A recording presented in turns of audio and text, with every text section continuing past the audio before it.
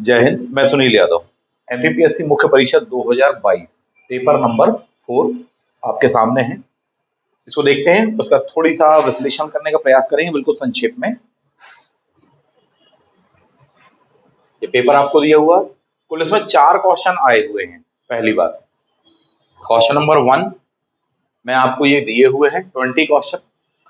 खास बात इस बार ये है, जो 20 क्वेश्चन आए हुए हैं आपको इनको 10 शब्दों में लिखना है। हालांकि जो कॉपीज हैं उसमें लाइंस आपको 3 से 4 दी गई हैं, परंतु उसको लिखना था कितने में, 10 शब्द में। और कॉपी में ऑलरेडी लिखा हुआ है कि यदि शब्द सीमा जो लिमिट दी गई है उसको तोड़ा जाएगा तो उत्तर ज्यादा लिखने के कारण माइनस मार्किंग भी हो सकती है। तो ये चीज दी हुई है ना।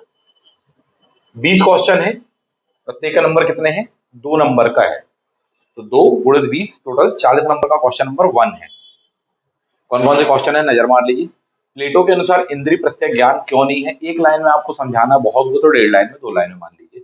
2 लाइन भी लिखेंगे तो 10 शब्द से तो ज्यादा हो जाएंगे। ठीक है। डिस्क्रिप्टिव टाइप के क्वेश्चन हैं ये अपने आप में, बट इनको लिखना आपको कम से कम शब्दों में है, जिसकी कहीं ना कहीं इसको चुनौतीपूर्ण बनाता है। भारतीय दर्शन को चार्वाक दर्शन की सबसे बड़ी देन क्या है। तो भौतिकवादी आधार विकसित करना, तर्कवादी सोच, ये सब लिखना था उसमें, बट कम से कम शब्दों में लिखना था। रविन्द्रनाथ टैगोर के अनुसार मनुष्य और प्रकृति में किस तरह का संबंध है, एक लाइन में लिखना है।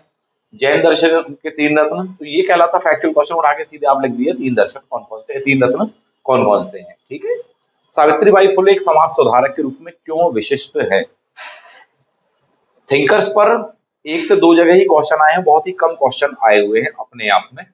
फैक्चुअल एस्पेक्ट पर तो और भी कम क्वेश्चन आए हुए हैं। डिस्क्रिप्टिव आंसर बनता है इसका अपने आप में कि क्यों विशिष्ट कहलाती एक समाज सुधारक के रूप में। तो उठाकर यहाँ पर ये लिखा जा सकता था कि भारत की प्रथम महिला शिक्षिका, आधुनिक भारत की प्रथम महिला शिक्षिका तथा दलित उद्धार के लिए प्रमुख नेतृत्व प्रदान करने वाली, इस तरह से कुछ लिखना था।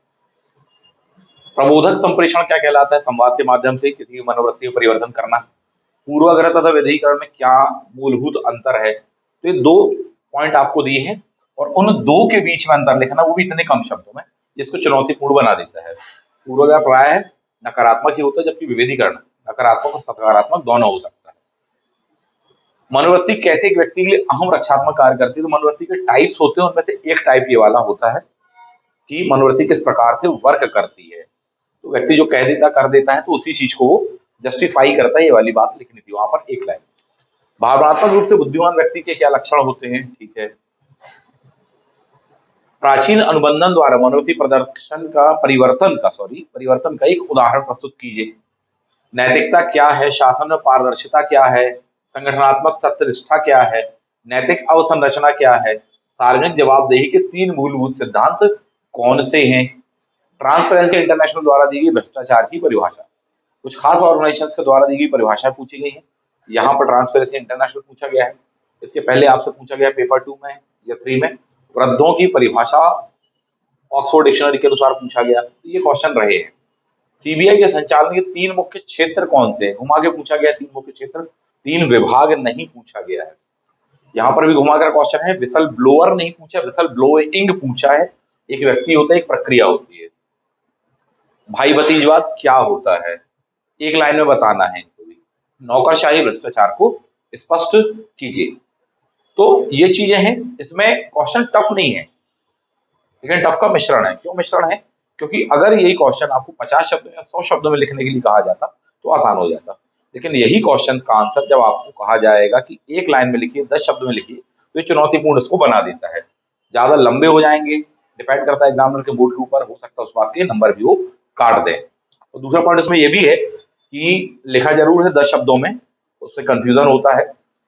क्वेश्चन पेपर में साफ लिखा हो 10 शब्दों में उत्तर देना है, जबकि वहां लाइंस आप देखेंगे तो 4 लाइनें दी गई हैं लिखने के लिए। तो कहीं ना कहीं विद्यार्थी हाथ उसमें बढ़ा ही देगा, लाइनें बढ़ ही जाती हैं। तो ये इसको टफ बना रहा है कहीं ना कहीं कि उसको एनालिटिकल जो क्वेश्चन हैं वो आपके 1 लाइन में पूछे गए हैं, है ना, जबकि यही वाले क्वेश्चन यहाँ पूछे जाते तो ज्यादा आसान होता। अरस्तु के अनुसार सद्गुणों का मानव जीवन पर क्या महत्व है। क्वेश्चन नंबर 2 है, 8 क्वेश्चन है यहाँ पर, 50 शब्द सीमा है। ठीक है। 5 नंबर का एक क्वेश्चन का आंसर है। ठीक, तो इस प्रकार से 40 नंबर का है, तो 50 वर्ड्स में लिखना है ये वाले क्वेश्चन। अरस्तु के अनुसार सदगुणों का मानव जीवन में क्या महत्व है? 50 वर्ड्स का मतलब ये है कि 5 से 6 लाइन है, लगभग लगभग। ठीक, बहुत हुआ तो 7 लाइन है। किस प्रकार गौतम बुद्ध ने क्षणभंगवाद के द्वारा मध्यम मार्ग सिद्धांत का प्रतिपादन किया? तो एक खास सिचुएशन और कंडीशन बेस्ड आपको क्वेश्चन दिए हो, वहां से ही आपको डायरेक्टली उठाना था। सिविल सेवा में सत्यनिष्ठा का वर्णन कीजिए। सत्यनिष्ठा क्या होती है पूछा जाता है, सिविल सेवा में सत्यनिष्ठा कैसे जरूरी है, या सिविल सेवकों के लिए कैसे जरूरी है, कभी भी आसान होता है आंसर उसकी ड्राफ्टिंग कर पाना। जब से कहा गया है कि सत्यनिष्ठा का वर्णन करिए, वो भी किस चीज में, सिविल सेवा में, इतने कम शब्दों में लिखना थोड़ी सा चैलेंजिंग हो जाता है। क्यों रूढ़ियां सदैव नकारात्मक होती, स्पष्ट करिए। 50 वर्ड्स दिए गए हैं आपको। ठीक, तो भूमिका ही बनाने में काफी शब्द चले जाएंगे। नोलन समिति पूर्व में भी पढ़ा हुआ होगा, आया हुआ क्वेश्चन। सार्वजनिक जीवन के सिद्धांतों पर प्रकाश डालिए। नोलन समिति के, है ना, नोलन समिति ने जो बताया सार्वजनिक जीवन के सिद्धांत, उस बारे में बताना था। एक दो बार भी पढ़ा हुआ रिवीजन है, बना लेते। नैतिक व्यवहार के ढांचे के आवश्यक तत्व क्या है?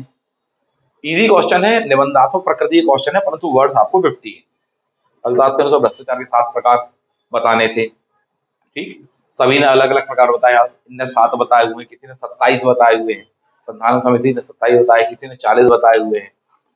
केंद्रीय सतर्कता आयोग पर एक संक्षिप्त टिप्पणी लिखिए। 50 शब्दों में लिखना संक्षिप्त टिप्पणी। ये 8 क्वेश्चन थे आपको, ठीक है, और इतने ही वर्ड लिमिट के भीतर लिखने हैं। यदि वर्ड लिमिट को यहाँ पर क्रॉस किया जाएगा तो आने वाले टाइम पर क्वेश्चन कहीं ना कहीं छूटने वाले हैं। अब इसके बाद में आता है क्वेश्चन नंबर 3। 200 वर्ड्स वाले हैं, सबसे ज्यादा वर्ड लिमिट यहीं पर दी गई है। 4 क्वेश्चंस आपको दिए गए हैं, ये 3.1 2 4 इस तरह करके मिलेगा। एक क्वेश्चन का जो आपका अंक है, मार्क्स है 20 मार्क्स, तो सबसे बड़ा वेटेज इसका यहीं पर था। एक क्वेश्चन 80 नंबर का है, यहाँ पर आप देखेंगे। ठीक है, कौन से 4 क्वेश्चन है? कोई भी अथवा में दिया है ना, ऑप्शनल नहीं है। मालूम है तो पूरे लिखे, नहीं मालूम है तो स्किप करने के लिए कोई सेकंड चांस नहीं, छोड़ना ही पड़ेगा। स्वामी विवेकानंद जी का प्रसिद्ध सिखा दो व्याख्यान, ये वाला आया हुआ है। ठीक है, थिंकर्स में से आप कह सकते हैं। वैयक्तिक भिन्नता की अवधारणा का वर्णन कीजिए तथा प्रकृति व पोषण विवाद पर प्रकाश डालिए। टफ क्वेश्चन है अपने आप में। आधा सेक्शन आसान है, ये वाला सेक्शन थोड़ा सा टफ होगा। भारत में सिविल सेवकों के लिए आचार संहिता पर टिप्पणी कीजिए।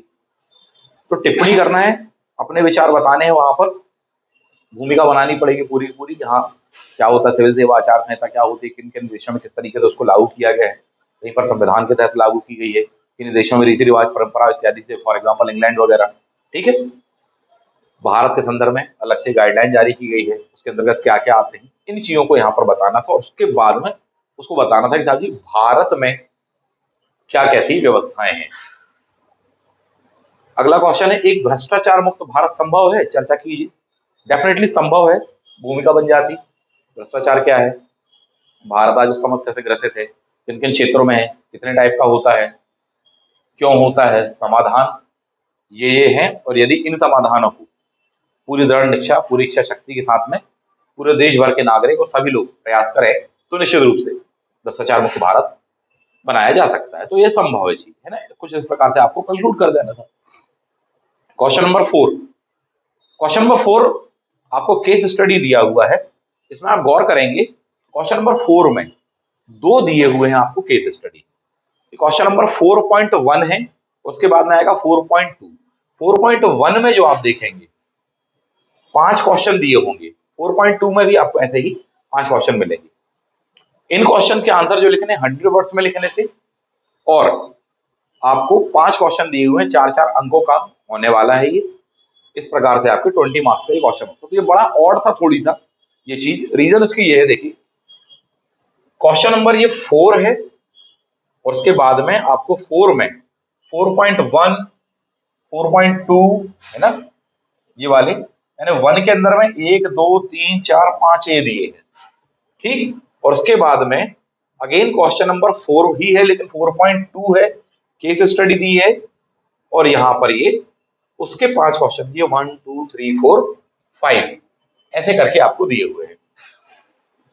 थोड़ी सा ये कहीं ना कहीं कंफ्यूजन क्रिएट करता है कई बार, और कंफ्यूजन ये क्रिएट होता है कि लगता है 4th नंबर क्वेश्चन में एक ही केस स्टडी है, खासकर नए विद्यार्थियों के लिए।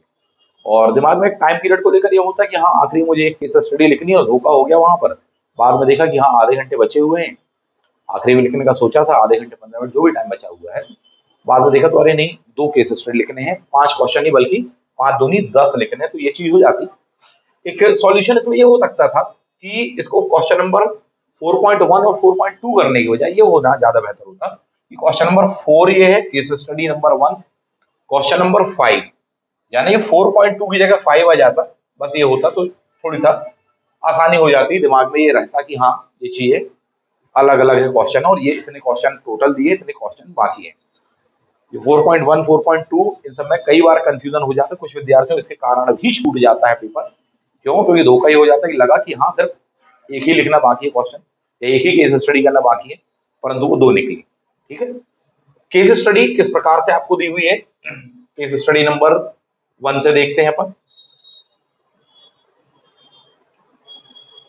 पूरा का पूरा पैसेज दिया हुआ है आपको, आप एक जिलाधिकारी नियुक्त हुए, यानी आप ही हैं वो, आपके कर्तव्य दायित्व इत्यादि बताए हुए हैं, क्या क्या चीजें आपके अंतर्गत आती हैं, पूरा पूरा पैराग्राफ में बताया गया है। और फिर उसके बाद में ये 5 क्वेश्चन दिए। ठीक, क्वेश्चन नंबर 1 अपने आप में थोड़ी सा चैलेंजिंग है, रीजन ये है, और कंट्रोल करने का भी है खुद को, खुद की भावनाओं को। क्वेश्चन नंबर 1 जैसे देखेंगे, यदि आप एक जिले के जिलाधिकारी तो आपकी प्रमुख जिम्मेदारी क्या है। इसको कई बार पैसेज के रूप में व्यक्ति कर देगा उठा करके, और पता चला यहां से लेकर के यहां तक का छाप दिया। ठीक, और वर्ड लिमिट कितनी है आपकी, 100 है, जबकि उन्होंने उसके बारे में उसका समराइज सेक्शन पूछा हुआ है, आपको वो सेक्शन बताने चाहिए। खासकर तब ज्यादा हो जाता है जब पहले से बाकी क्वेश्चन नहीं पड़े हुए हैं। ठीक है, आगे दिया हुआ जिलाधिकारी के रूप में विकास संबंधी कार्य क्या है, तो विकास संबंधी ही बताने हैं क्वेश्चन नंबर 2 में, जो यहाँ पर बताए गए हैं। ठीक, जिला राजस्व अधिकारी के रूप में विकास संबंधी कार्य, विकास कार्य, इनको स्टडी करके उसको कंक्लूड करके उसको निचोड़ करके बताना है आपको यहाँ पर। ठीक है, बात इसके और आगे तक जाएगी अभी, लेकिन क्वेश्चन नंबर 3 अगला दिया है ग्रामीण विकास संबंधी प्रमुख दायित्व कौन से हैं, उनको बताना है। तो अगर बार बार पहले ही या पहले क्वेश्चन में ही बहुत सारा लिख दी गई है बातें, तो फिर यहाँ पर थर्ड में उसी को रिपीट करना एक अच्छा मैसेज नहीं माना जाएगा। ठीक, वो ये चीज समझी जाएगी कि हाँ आपने उसको कैसे बनाया है, उसको केस स्टडी के तौर पर नहीं बल्कि एक अनसीन पैसेज वाले फॉर्मेट में बना दिया है, तो गलत मैसेज जाता है। सारा एविडेंस आपने लिखित में दिया है, कोई बात ही नहीं। वो तो question number 4 and 5, question 4 and 5 जो है वो इनडायरेक्ट है कहीं ना कहीं, यानी इसको पढ़ के समझना था, उसके बाद में अपने विचार लिखने थे, अपने तरफ से कंटेंट को जोड़ करके यहाँ लिखना चाहिए था, उसको एनालाइज करवाना चाहिए था। आपकी दृष्टि में एक जिलाधिकारी को कौन कौन सी चुनौतियों का सामना करना है, ये तो अपने आप में एक समझ का और निबंधात्मक प्रकृति का क्वेश्चन था, 100 वर्ड्स। अब है केस स्टडी नंबर 2, क्योंकि 4.2 से स्टार्ट होती है। यहाँ पर दिया गया है प्रशासकों में पेशेवर नैतिकता, इसको बढ़ाए रखने के लिए एनपीएम पैरोकार, एनपीएम जो एडवोकेट होते हैं उसको पैरोकारी करने वाले लोग होते हैं, उसका पक्षधर जो लोग होते हैं, उनका चिंतन, उसकी समस्याओं का समाधान बताने वाले जो लोग हैं, उनके विचार दिए हैं। यूके वगैरह में इस चीज के लिए क्या किया गया है, वही नोलन समिति वगैरह। ठीक है, वो प्रावधान दिए है, क्या बदलाव लाया है परंपरागत वाली लोक सेवकों की व्यवस्थाओं में और आधुनिक वाले में क्या बदलाव लाया गया है, उस विषय वस्तु के बारे में यहाँ पर दिया हुआ है। कुछ क्वेश्चन के आंसर डायरेक्टली इसके बिहाफ में लिख सकते हैं, जबकि कुछ क्वेश्चन के आंसर आपको अपनी समझ, अपनी जो स्टडी है पेपर 4 की, उसके बिहाफ में लिखना है। फॉर एग्जाम्पल, उत्तरदायित्व के संदर्भ में नवीन सार्वजनिक प्रबंधन दृष्टिकोण पारंपरिक दृष्टिकोण से भिन्न है, इस विषय पर चर्चा कीजिए। तो यहाँ पर ये पॉइंट दिया हुआ है, आप देखेंगे यूके सरकार ने इस दिशा में रणनीति अपनाई है, सार्वजनिक अधिकारियों को कोई कई प्रतिबद्धताओं के लिए वह बाध्य करती है। बिगिनिंग में ही आपको यहाँ पर बता दिया गया था ये नवीन प्रबंधन वाला पॉइंट आएगा। ठीक है, यहाँ पर कि वरीयता देने के लिए लोक प्रबंधन की शैली, ये वो जो पॉइंट आया हुआ है, और उसके बाद में जो जो बदलाव उन्होंने दिए उस चीज के माध्यम से उसको डिफाइन करना था।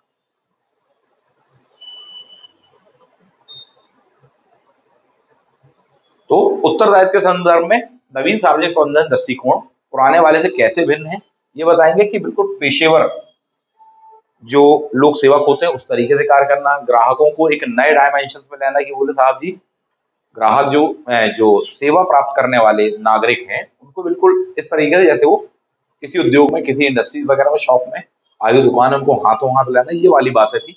बोले इस प्रकार से उनके अनुरूप, यानी कि नागरिकों के अनुरूप कार्य करना, ये वाला पूरा पूरा पॉइंट था, उसको सारगर्भित रूप से दिया हुआ है, वो लिखना था।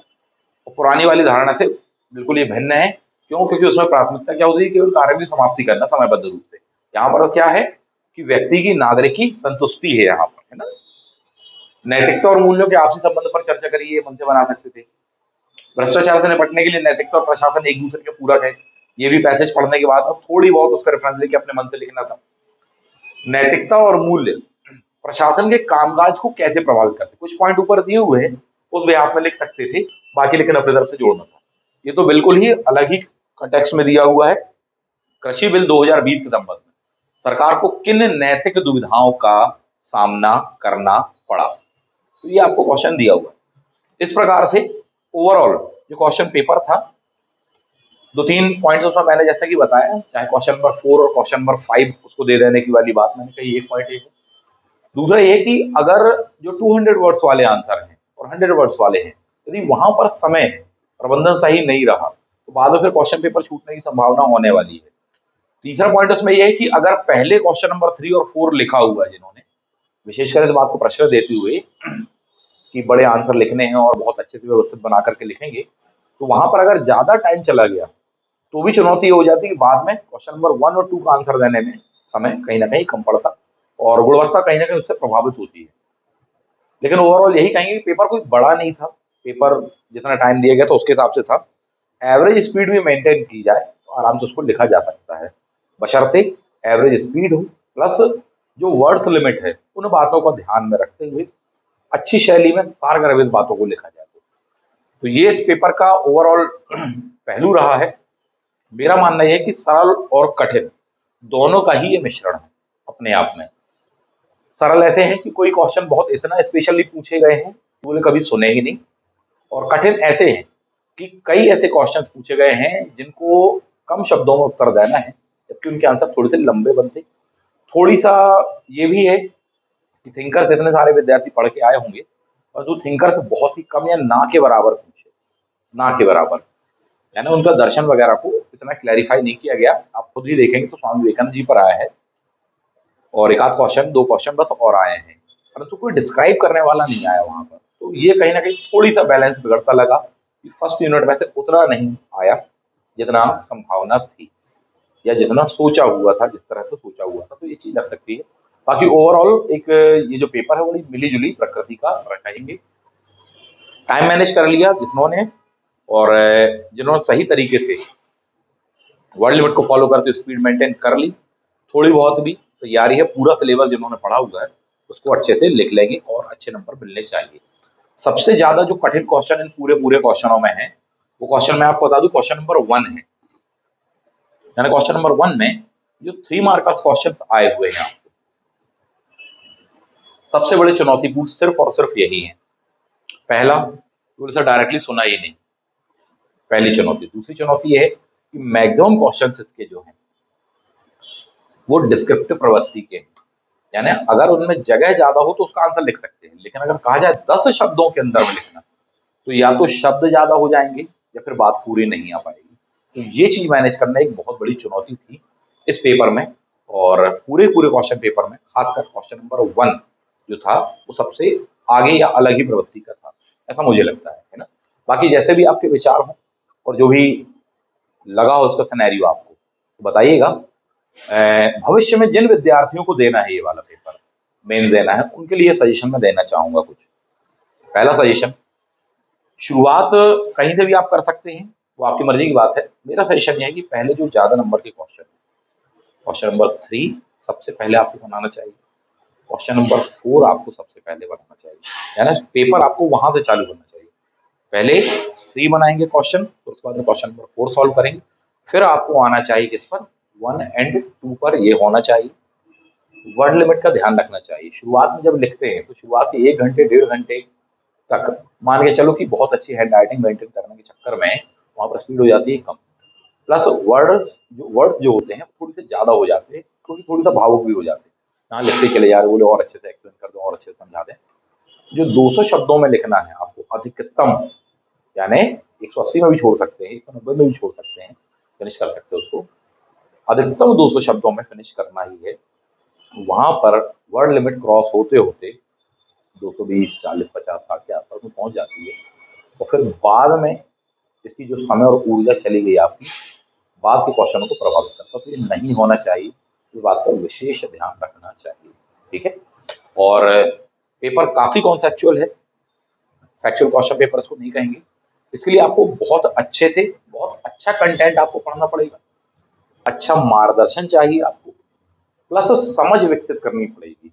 ये तीनों चारों पॉइंट है। पहली बात तो पूरा सिलेबस आपका पढ़ा हुआ हो, दूसरी बात आपको पूरा का पूरा सिलेबस अच्छे से पढ़ाया और समझाया गया हो, प्लस आपने समझा हो।